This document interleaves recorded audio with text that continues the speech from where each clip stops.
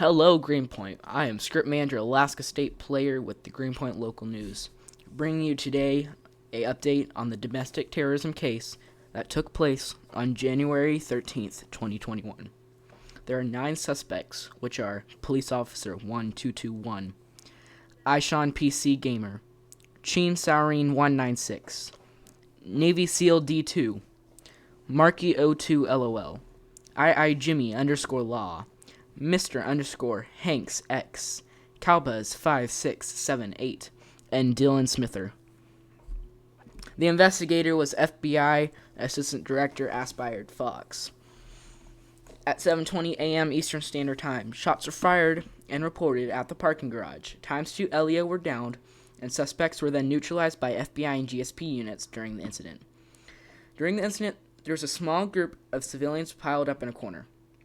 FBI units investigated the occasion, which turned out to be a cult doing a ceremony. At some time, Police Officer 1221 took out his sword and offered it to his followers. At 7:20 a.m. Eastern Standard Time, units left the scene, but shortly after doing so, popping sounds were coming from the paint shop. GPA units were dispatched, which soon turned into a riot. FBI units set a perimeter. Although the perimeter was set, almost every suspect on scene was not cooperating and was forcibly brought up behind the barricades. AC3, or Aspired Fox, went back to headquarters to pick up supplies. When Aspired Fox returned, then went back to the scene only to be met with a gray Dodge Charger, which soon crashed into the unit.